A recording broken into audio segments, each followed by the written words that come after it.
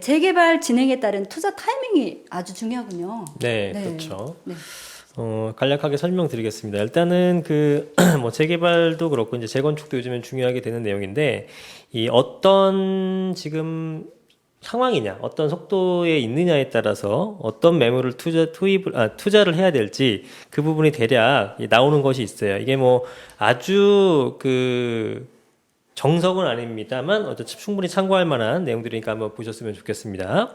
일단 아까 재건축에 대한 진행 내용을 설명드렸을 때 정비기본계획서부터 이제 철거 착공 이렇게까지 간다고 보셨는데 일단은 초기에 정비 구역을 받는 시기, 그다음에 정비 기본 계획을 받는 이런 시기에서는 이게 사업 진척까지 될지 안 될지 여부도 불투명한 부분도 있고 네. 또 된다고 하더라도 평균적으로 거의 10년 이상의 시간이 걸리기 때문에 일단은 포인트는 대단히 오래 걸린다라는 겁니다.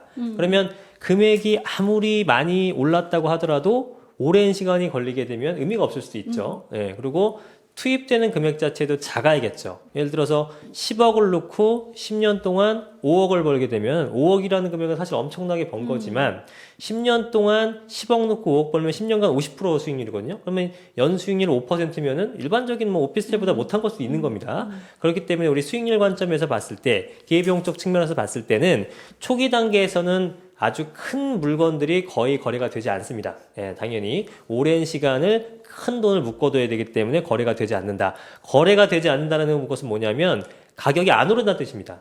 그러니까 초기에는 이런 개념을 갖고 뭘 사야 되냐? 작은 매물들을 사야 되는 거예요. 그래서 초기에는 작은 매물들 사게 되면 너도 나도 오랜 기간 갖고 있어야 되니까 작은 금액의 투자를 원하게 될 테고 그런 것들이 프리미엄, 핏값이 많이 붙게 됩니다. 그래서 초기에는 일단은 작은 거를 구입해라. 라고 말씀을 드릴 수 있을 것 같아요. 그래서 정비구역이라든가 이런 추진위원회 이런 초기 단계에 있을 때는 소형주택, 아주 작은 지분 같은 거를 구입하시는 게 좋고 아주 작은 지분이나 커다란 지분이나 조합원 자격을 갖추는 것은 전혀 이상이 없습니다. 이거 아직도 모르시는 분이 있을지 모르겠지만 네. 지분이 0.0001평이라도 이건 재개발에서는 조합원 자격을 갖추는데 전혀 지장이 없습니다. 예. 그래서 도정법으로 바뀐 다음에는 심지어는 대지 지분이 없는 이런 무주택 같은 경우에도 당연히 조합원 자격을 갖출 수 있는 요건도 되고요. 네. 그렇기 때문에 일단 작은 거를 구입하시는 게 중요합니다. 작은 거를 구입하게 되면은 초기에 프리미엄이 많이 붙는 물건이 된다. 그래서 이렇게 쭉 가게 되면은 아까 제가 잠깐 설명드렸지만 추진위원회를 하고 그 다음에 정비조합 인가를 받았다, 조합설립 인가를 받았다고 하게 되면 리스크가 해칭되는 시기라고 보시면 됩니다. 네. 아까 설명드렸듯이 조합원들이 찬성하는 사람이 많다라고 한다면 이거는 진행될 확률이 대단히 높은 겁니다. 그렇죠. 근데 제가 여기서 뭐 언급을 하지 않겠습니다만 굉장히 유명한 지역 중에서도 추진위원회 단계에서 계속 안 나가고 있는 10년째 제자리 다니는 게 있어요. 그거는 위치도 좋고 사업성도 뛰어나고 대단히 좋지만 아파트가 됐을 때는 엄청나게 프리미엄이 있을 걸로 생각이 들지만 안 될 수 있단 말이에요, 영원히.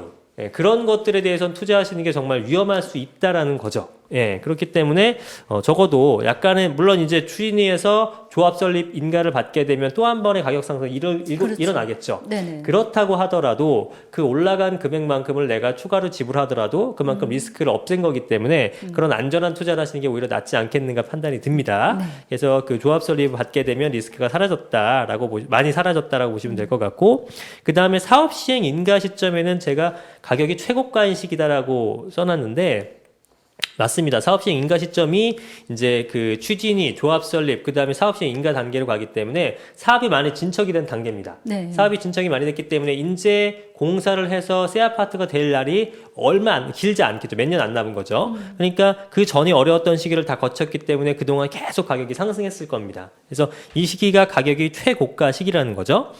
일반적으로는. 네. 그러면 우리가 이제 매도자 입장, 내가 이제 조합원 자격을 갖추고 있는데 나는 지금 돈이 필요하다. 언제 파는 게 가장 좋을까요? 라고 물어보신다면 사업시행 인가를 받은 직후가 가장 좋을 수 있다라는 거죠.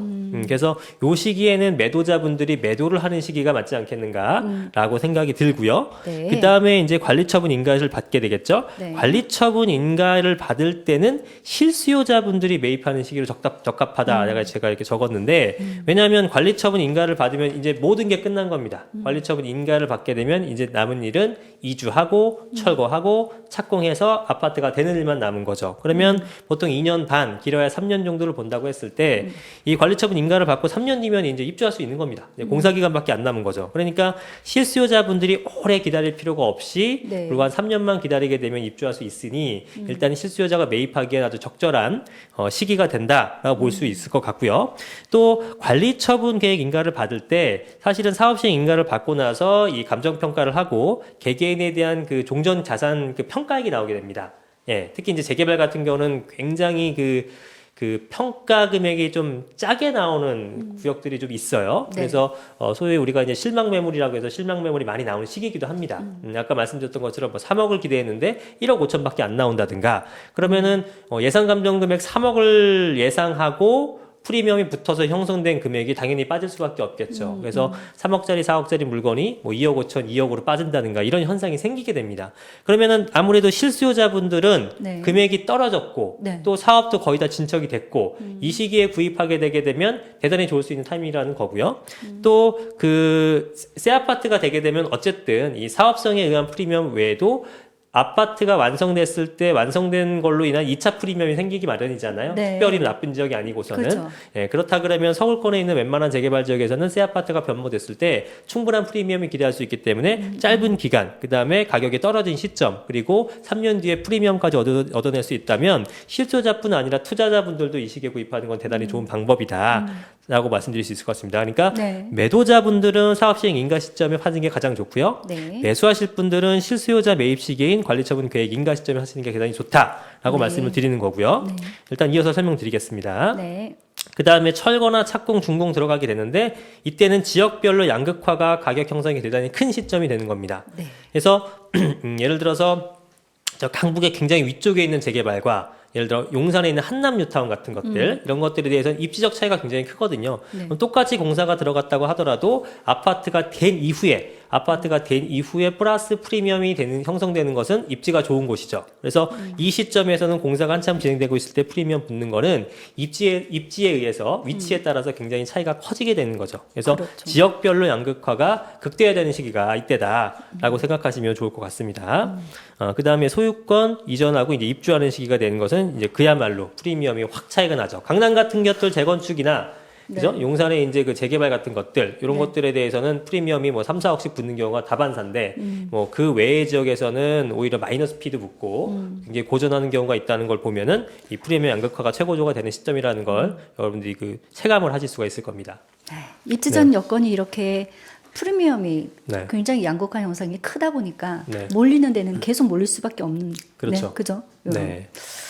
잘 염두에 두시고 사업시 인가 시기에 네. 네, 매도를 하실지, 네, 매수를 관리처분 시행 인가 시점에 하실지. 네. 네.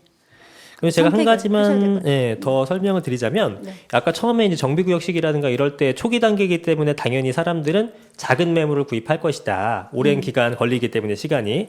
그래서 그렇게 초기에는 작은 매물을 구입을 하시고요. 네. 그다음에 시간이 지나서 사업시행 인가 시점이라든가 뭐 네. 건축 심의를 받는 조합에서 사업시행 인가로 넘어가는 시점이라거나 사업신경 전후 시점이라거나 이럴 때는 오히려 작은 매물을 파는 겁니다. 작은 매물을 팔아야 그동안에 붙었던 프리미엄을 수익을 얻을 수 있고 거기서 큰 매물로 갈아타는 거죠. 왜냐하면 그동안 큰 매물은 거의 프리미엄이 많이 붙지 않았거든요. 예, 그렇기 때문에 프리미엄 붙은 작은 매물을 팔고 프리미엄이 별로 안 붙은 큰 매물을 구입하게 되면은 뭐 적어도 이론적으로는 거의 손해 없이 굉장히 좋은 우리가 아파트를 잡을 수 있는 기술이 된다. 이렇게 말씀드릴 수 있을 것 같습니다. 네.